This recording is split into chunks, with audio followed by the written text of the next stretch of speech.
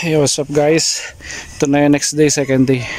Ito, tumulong tayo kung kahit paano magputol ng mga puno dito matataas. Tuloy natin yan para malinis na itong lupa. Yan, binakuda na para malaman ko hanggang saan yung linisin. Pero ito, gusto ko tabtabin din to para malinis yung paligid, diba? Ito, tinumba na namin yung puno kanina. So day 2, malinis-linis na. Ayan.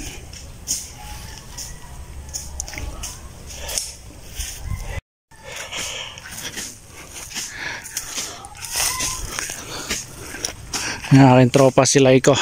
Napakasipag na si Laiko. Sama kita sa vlog. Malinis na. Tanghali na, mainit na. Kain ka muna, Brad. Mainit na. Nakakapaghintayan, pero kailangan magpahinga rin. Yan, konti na lang dito. Tapos doon. Bali, ang problema na lang yan, ano eh. Ito na lang, ano. Ito, tsaka yun din, ano. Ito, clear na eh. Labas na yung muhon natin doon eh. Tsaka doon. Ito na lang yung dito. Ito lang yan, no. Okay na po yan. Taas na lang yung ano yung tatalian dito. Oh, lalabas na yung lupa kung gaano kalaki. Bakod. Sana magkasundo doon sa mga kakilala mo para kayo na rin ang magbabakod nito. Para alam mo na yung kikilusan. Yan. Napakainit. Pero maganda kahit mainit kasi mga nakaraang araw umuulan.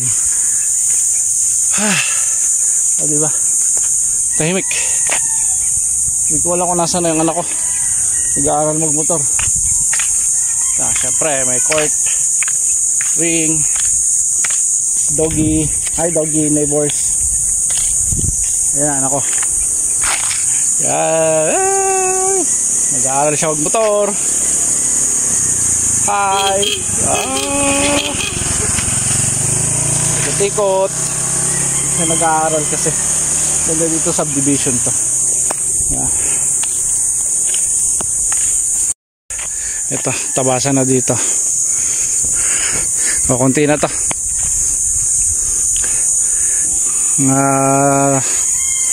Isang maghapon pa to, okay na to. Labas na to.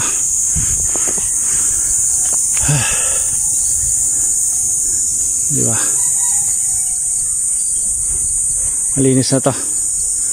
Dati kitang-kita banda ron ng bahay, ngayon hindi na. So balik na lang uli ako. See you na lang uli later or bukas. Day 2 done. Bye. Hey yo, what's up guys? Your homie boy Boss Lars TV. Third day. Ito sa pinaayos natin itong lupa natin.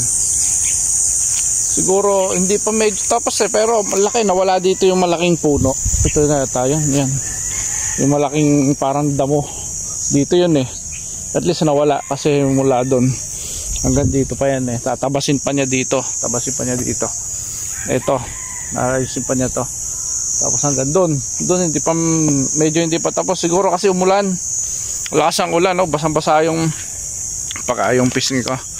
Basa yung damo.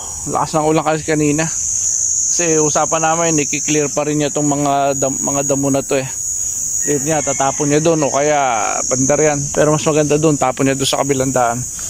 So lilinisin pa niya yan. Ito. Hanggang dito, linisin pa niya. Ito. Itong kabuuan na yan, linisin pa niya yan. Usapan namin eh. Message ko mamaya kung ano, ba't di niya natapos. Kasi usapan hanggang ngayon lang eh. 3 araw lang to. Pero hindi naman to hindi naman to araw. Isang bayaran lang to. So nasa kanya na diskarte kung ilang araw niya gagawin. Linisin pa niyan para mapabakudan ko na at mapaayos ko tong lupa na to. Then ako na mag-maintain nito. Dudukal-dukalin ko yan. Ako nag-maintain niya kung paano. So ayan. Nandiyan, linisin pa niyan. tatanggalin pa itong damo. Kaya sabihin ko hindi pa tapos, tanggalin pa yung mga damo na yan. So message ko siya. So ito, pakita ko lang sa inyo ang progress nitong lupang pinapaayos ko, pinapalinis ko. So ito, yan. Ito kahapon pinutol namin itong mga puno na to. Ito magiging problema ko, yung puno ng nyug na yan. Yung puno ng nyug na yan, paano tatanggal? Hirap tanggalin yan, may ugat yan, tsaka yung bungo daw. Kasi ito, madali na to, putol-putulin ko, lagari din, dudukalin ko yan. Ako na mag-ano nito, ako na magpapaganda nito. Basta ang gusto ko lang mapalinis lang, mapasimulan, pababakudan ko na. Magkano magasos ko dito, kasi sayang, nakabuyang-yang lang. Kung kaya, patatayon ko na ng bahay ito, kahit ano lang, rest house o ano, pwestuhan. Ang galing! Ang galing! Quality. Pwedeng gawing ano to, tambayan, family rest house. Yan, hanggang dyan, babakudan ko pa. So, ewan ko, pero almost done na rin naman. Almost done. Ang mahalaga, na-clear yung buong mga damo. Nawala. Yeah, nawala yung mga damo. Then, nalinis talaga, lumabas yung lupa.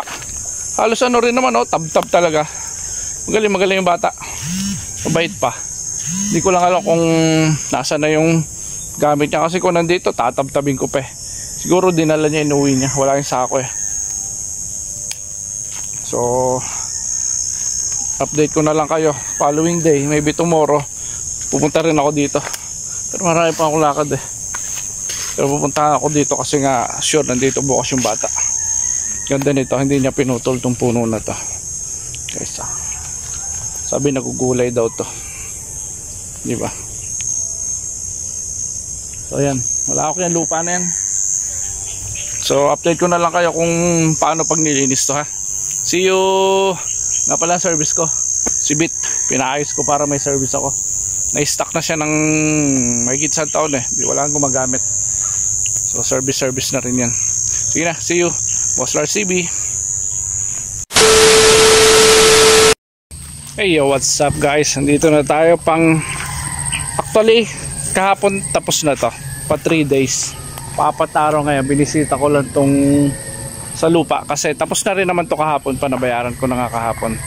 Okay na naman, tapos na, clear na, tinalian na rin. Bali magkikita kami dito ngayon nung taga Tabasco kasi may kakilala siyang nagagawa rin ng bahay, semento, nagko-construction. So bali pa-estimate ko kung paano to mapapabakudan ko, kung magkano, kung ano, ilan na magagamit na semento, bakal o ganito buhangin. Tapos kung magkano aabutin pati labor. Kasi bala ko babakudan na talaga to para ma-safety na to. Pag nabakudan to, so magkakaroon na ako ng idea kung paanong style ang gagawin yung bahay. Saan nakaharap, saan yung tabihan, saan yung likudan. Kasi bala ko dito medyo may surrounding eh. May tabihan siya, may gitna, syempre may unahan. And madali naman dito magbaba ng buhangin kasi ito, karsada naman yan. No? Dami nga naglalaro eh. So yun lang. So ito yung update sa pagpapatabas ko, okay na, tapos na. Maganda naman ang tabas, malinis naman, naputol yung mga ito, mga puno. Madali na yan putulin. At least natanggal yung ano, ito, oh. Hindi na kinaya. Ito, ako na magtutuloy niyan. Nakalabas naman yung mga muhon na. Yan, hanggang dun. Okay na. Tapos dun. Oh, malaki, di ba? Laki ng lupa natin. So tataniman natin to ng ano kung ano mapapakinabangan may tanim dito. So yun lang guys, salamat sa pag-watch nyo ng video ko simula. Ito hindi pa rin niya sinagad to. Sabi ko sagad din, ako na sagad yan. Hindi pa rin niya sinagad to. So yun, okay lang. Okay na, tapos na. So next na video ko siguro na is pag nagano na dito, nagsemento na, kung paano gagawin, kung paano bakod ang gagawin. Kasi lalagyan ko rin ng part na bakante, kasi pag lalagyan ng ng bakod ng gate, pag nabakudan saan yung gate ilalagay, hindi mo pwede doon sa likuran, siguro dito sa tabihan kakaroon dito ng gate, or dito kasi gawa rin ng sasakyan. So yun lang guys, thank you sa pagsama niyo. update lang. Boss Lars TV, mabubuo na ang ating isang lupa. Properties ni Boss Lars. Bye! Sa kamote tayo nabuhay, sa kamote tayo lumaki, sa kamote rin tayo mamamatay. Ito na yung lupa na after na matabasan ng bata. Kausap ko. Mahal din binayad ko dyan libo rin. Pero okay naman, at least na tabasan niya. Maganda naman. Nalinis. Yun lang gusto ko kasi talaga malinis. Malinis to na maumpisa na talaga mabakudan. So yun lang. Diba? Nasaan na yung tanim? May tanim. Doon yung tanim maganda. Yan, sinagad na rin niya dyan para maliwanag. Tinabasan na rin pala niya dyan. Hanggang doon sa dulo. Ito hindi niya masyado kinlir. Tsaka itong importante. Hindi niya kinlir. Okay na yan. Kaya ko na yan. Kaya ko na siguro ito. Putol-putulin ko yan. Dito. Langgam. Kaya ko na putol-putulin yan puno dyan. Utay-utay lang. Kaya yan. Malaga nalinis. Na clear. Laki ng lupa natin guys. Kita mo. Katas ng Saudi to. Sige na. Boss Lars TV. Katas ng YouTube to.